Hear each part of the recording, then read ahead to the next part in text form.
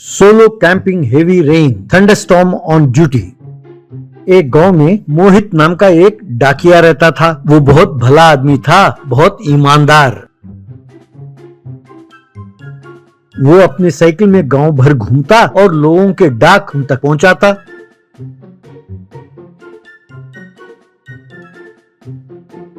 उस गांव के पोस्ट ऑफिस का पोस्टमास्टर था गोविंद। वो बहुत घटिया इंसान था। लोगों के खत खोलकर पढ़ता था और उनके घर के रहस्यों के बारे में जानता था।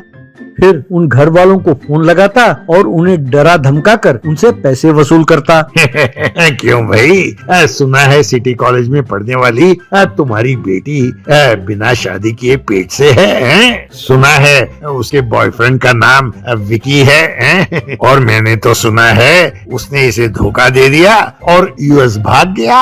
भाई वाकई तुम लोग बड़े तकलीफ में हो। अब यदि तुम लोग चाहते हो कि ये बात मैं गाँव में ना फैलाऊं तो मेरे अकाउंट में तुम 1,00,000 रुपए गूगल पे कर दो। अगर नहीं होगा तो बता दो। तब उस लड़की के पिताजी, भैया ऐसा ना करना, मैं तुम्हारे हाथ जोड़ता हूँ, मैं तुरंत तुम्हारे अकाउंट में पैसे डालता हूँ, कहकर उसे गूगल पे कर देता। इस तरह उसका धंधा चलता था। ये बात मोहित जानता था, इसीलिए मोहित ने वो अपना खत खोलकर पढ़ने नहीं देता था। गोविंद को बड़ा गुस्सा आया। उसने कहा, मैं तुम्हें फौरन यहाँ से मोकिला ट्रांसफर करता हूँ, तभी तुम्हारे अकल ठिकाने आएंगे। इस तरह मोहित, उसकी पत्नी और बच्चे सब बस में बैठकर मोकिला गांव पहुँचे।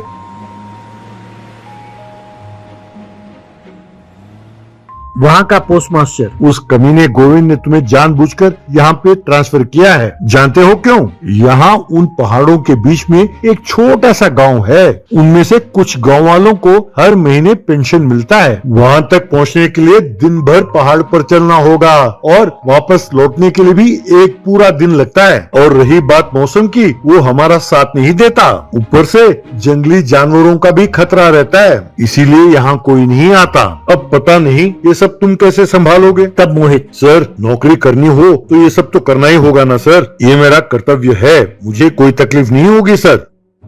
जब उसकी पत्नी को ये सब पता चला, वो बहुत चिंतित हुई। मोहित का बेटा बहुत होशियार था। वो, पिताजी वहाँ पहाड़ों पर आराम करने के लिए आप एक टेंट खरीदिए। बारिश होने पर वो टेंट तुम्हें सुरक्षा देगी। अगर यदि आप टेंट में रहोगे तो जंगली जानवर भी आपका कुछ नहीं बिगाड़ सकती। बेटे के कहे अनुसार मोहित ने बैकपैक में सब सामान रखा और पहाड़ चढ़ने लगा।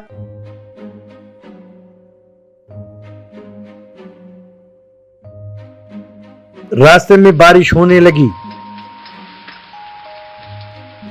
उसने तुरंत वहीं पर टेंट लगाया, उसके अंदर बैठकर खाना बनाया और खाकर वहीं सो गया।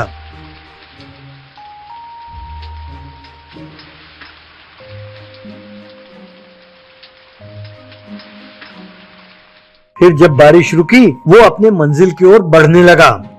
आखिरकार पहाड़ी पर उस छोटे से गांव में जा पहुंचा।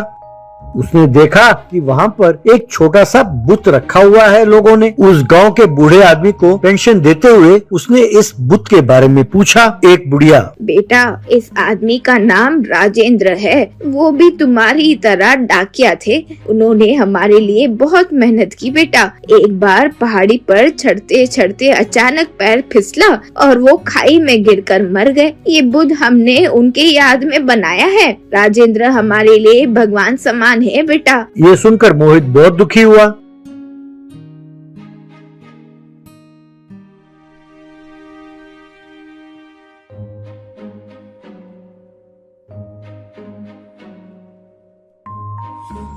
घर आकर जब उसने ये बात कही तो उसकी पत्नी और बच्चे बहुत दुखी हुए।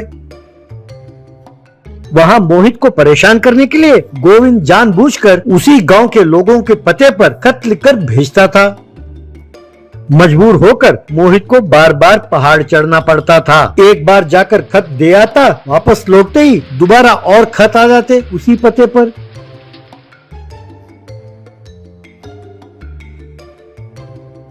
तब मोहित ने सोचा, ये क्या, इस गांव के लोगों को इतने सारे खत कौन लिख रहा है और ये सारे खत एक ही पते से पोस्ट किए जा रहे हैं। यूं सोचकर उसने खत के ऊपर स्टैम्प को पढ़ा। तब वो समझ गया कि ये शरारत गोविंद की है। तब मोहित ने कलेक्टर को एक खत लिखा जिसमें गोविंद के शरारतों का वर्णन था और किस तरह गोविंद उसे परेशान कर रहा है इसके बारे में भी जिक्र किया था। कलेक्टर के शिकायत पर कोर्ट में इस बात की जांच की गई और गोविंद को दोषी पाया गया। उसे जेल की सजा मिली।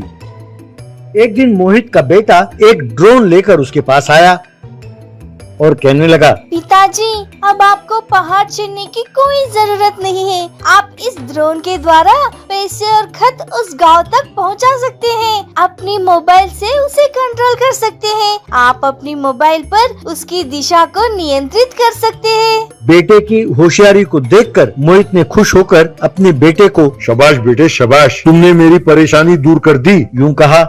उस दिन से मोहित उस गांव में ड्रोन द्वारा ही खत और पेंशन के पैसे भेजा करता था और वो ड्रोन सीधा जाकर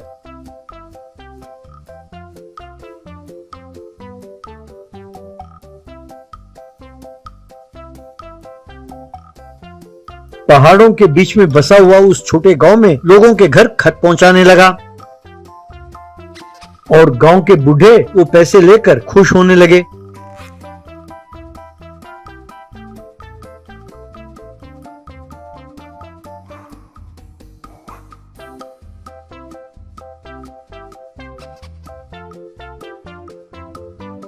इस तरह मोहित ड्रोन की मदद से उस गांव के लोगों को पैसे और खत पहुंचाते हुए खुशी खुशी रहने लगा।